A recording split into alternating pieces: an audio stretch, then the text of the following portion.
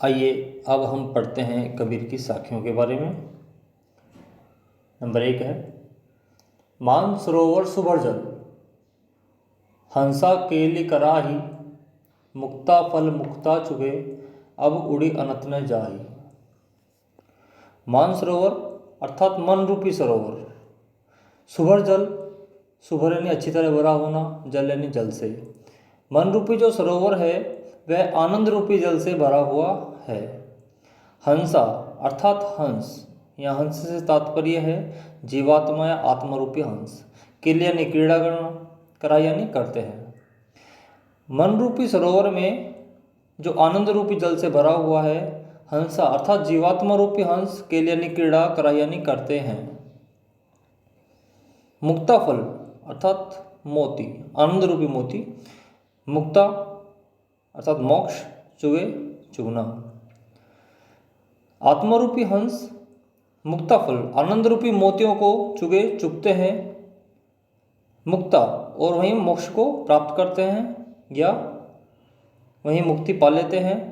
और अब उड़ी अनत न जाई, अब वो उड़ी उड़ कर गए, अनत यानी अन्यत्र या दूसरी जगह, न यानी नहीं, जा यानी जाते हैं। अब वो वहाँ से उड़ कर के अन्यत्र कहीं नहीं जाते हैं। देखिए तात्पर्य है कबीरदास जी का कि ईश्वर का साक्षात्कार व्यक्ति को अपने हृदय में ही करना चाहिए।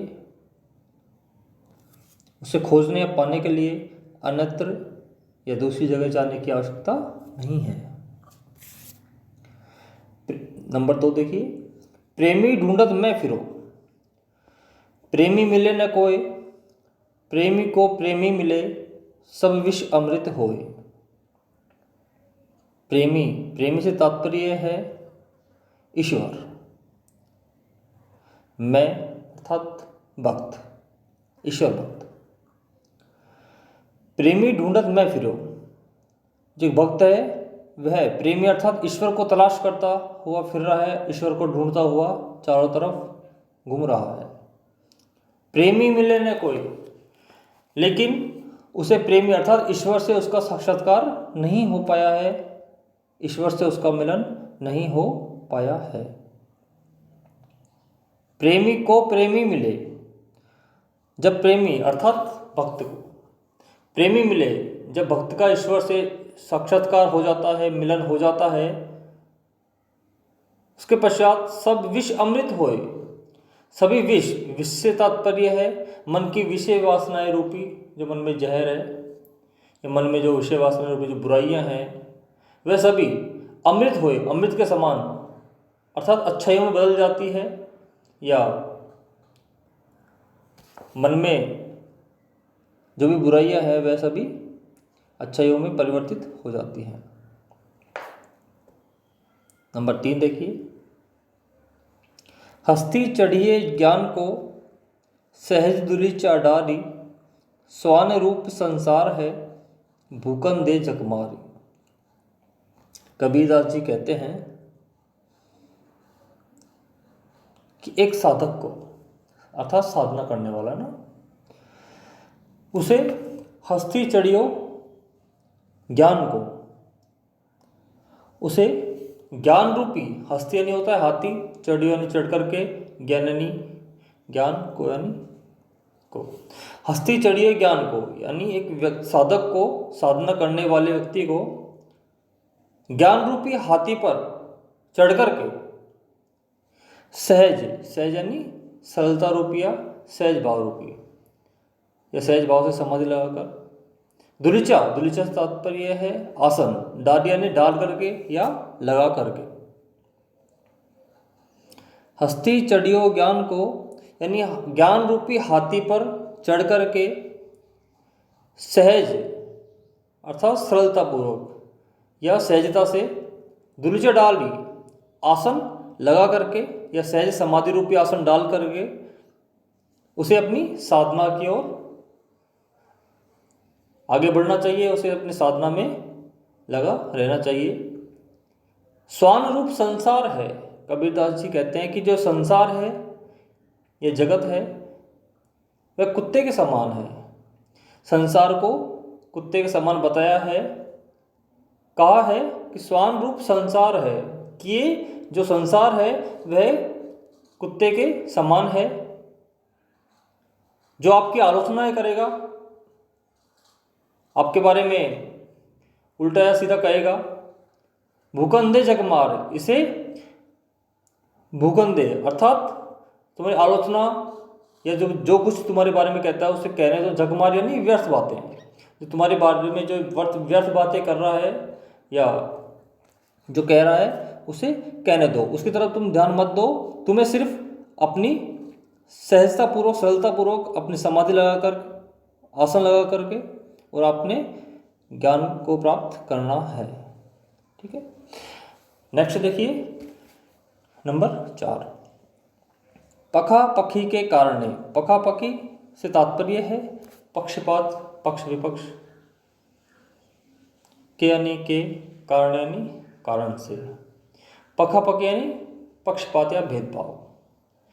भेदभाव या पक्षपात के कारण से सब जग यानी संसार रहा या नहीं रहा, रहा है, भूला यानी भूल रहा या भ्रमित होना। किसे भूल रहा है? ईश्वर।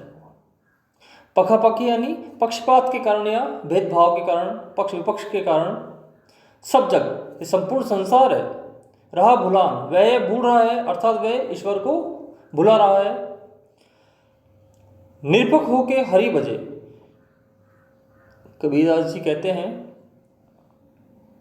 जो व्यक्ति निरपक्ष अर्थात निष्पक्ष होकर के हरि भजे, हरि यानी ईश्वर, भज यानी भजता है और ईश्वर का स्मरण करता है, ईश्वर को याद करता है।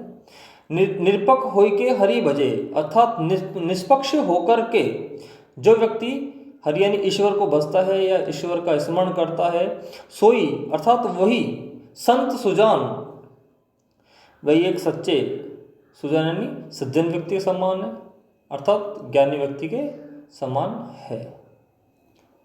अगला देखिए, हिंदू मुआ राम कही, मुसलमान खुदाई, कहे कबीर सो जीवता, जो दुई के निकट न जाई।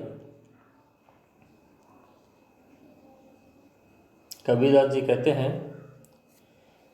कि हिंदू मुआ राम कही, मुआ यानी मरते हुए या मरते हैं तब, मरते हुए, कि हिंदू मुआ राम कही, कि हिंदू व्यक्ति या हिंदू धर्म में व्यक्ति जब मरता है तो वह राम शब्द का उच्चारण करता है या मरते हुए राम शब्द कहता है। मुसलमान खुदाई, और जब कोई मुसलमान मरता है तो वह खुदा का नाम लेकर मरता है। दोनों धर्मों में अलग अलग बातें बताई हैं कि हिंदू मुआ अर्थात जब कोई हिंदू व्यक्ति मरता है राम कही, वह राम का उच्चारण करता है या राम कहता है। मुसलमान खुदाई, और जब कोई मुसलमान मरता है तो वह खुदा को या खुदा का नाम लेकर लेता है। कहे कबीर सो जीवता, कबीरदास जी कहते हैं कि वही व्यक्ति जीवित व्यक्ति के समान है या उसी व्यक्ति का जीवन सार्थक बताया है कबीरदास जी ने, जो दुई के निकट न जाए। दुई के निकट से तात्पर्य जो धर्म मुक्त हो, धार्मिकता के भेदभाव में ना पड़े। जो हिंदू मुसलमान सिख ईसाई आज जो धार्मिक भेदभाव है इन सबसे वो परे हो, वही व्यक्ति जीवित व्यक्ति के समान बताया है या उसी व्यक्ति का जीवन सार्थक बताया गया है। अगला देखिए, काबा फिरी काशी भया, काबा फिरी काशी भया, राम ही भया रहीम, मोट चून मैदा भया, बैठ कबीरा जीम। काबा फिरी काशी भया, इसके माध्यम से कबीरदास जी ने इस साखी में धार्मिक एकता और धार्मिक समानता पर बल दिया है कि काबा फिरी काशी भया। कबीर जी कहते हैं कि काबा ही काशी है, यह काबा और काशी दोनों ही एक ही है। राम ही भया रहीम, और राम और रहीम, राम हिंदू धर्म के लोग मानते हैं और रहीम को मुसलमान धर्म के लोग। उन्होंने बताया है राम ही भया रहीम, और राम व रहीम राम व रहीम नाम भी एक ही समान है, अर्थात दोनों का भाव एक ही है। उन्होंने फिर आगे कहा है कि मोट चून मैदा बया, कि जिस प्रकार गेहूं के मोटा आटा पीसने पर मोटा चून निकलता है, या गेहूं को पीसने पर जिससे मोटा आटा अर्थात वो खानों के अयोग्य माना जाता है, उसे खाया नहीं जाता है। और मैदा बया, और उसी गेहूं को बारीक पीसने पर वह मैदा बन जाता है जो कि खाने के योग्य है। बैठ कबीरा जिम, अर्थात दोनों का तात्पर्य एक ही है, दोनों का कि दोनों एक ही चीज़ से अर्थात गेहूं से ही निर्मित है, ये दोनों ही खाने के योग्य बताए गए हैं। कि मोट चून, कि जब गेहूं को मोटा पीसा जाता है तो वह मोटा चून कहलाता है, और उसको बारीक पीसने पर वह मैदा का रूप धारण कर लेता है।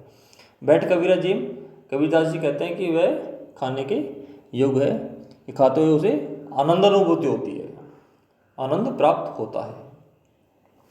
नेक्स्ट देखिए, ऊंचे कुल क्या जन्मिया, जे करनी ऊंच न होए, सुवर्ण कलश सुरा भरा, साधु निंदा सोए। प्रस्तुत साकी में कबीरदास जी ने व्यक्ति के कर्म को महत्वता प्रदान की है। उन्होंने बताया है कि ऊंचे कुल क्या जन्मिया, कि व्यक्ति को ऊंचे कुल अर्थात ऊंचे खानदान में या श्रेष्ठ वंश में जन्म लेने से व्यक्ति महान नहीं बनता है। जे करनी ऊंच न हो, जे यानी जो, करनी यानी कर्म, ऊंच यानी ऊंचे, न यानी नहीं, हो यानी होंगे। यदि व्यक्ति के कर्म ऊंचे नहीं होंगे या अपने वंश के समान ही उच्च नहीं होंगे तो उसे ऊंचे वंश में या उच्च वंश में जन्म लेने से कोई फायदा नहीं है। तात्पर्य है कि व्यक्ति के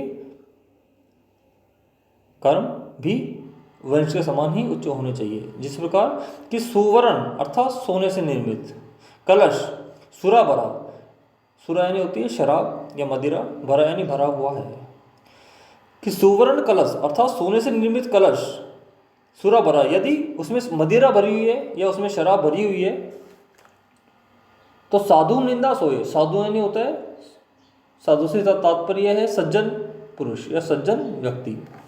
निंदा यानी निंदा करेगा या निंदा का पात्र, सो यानी वो।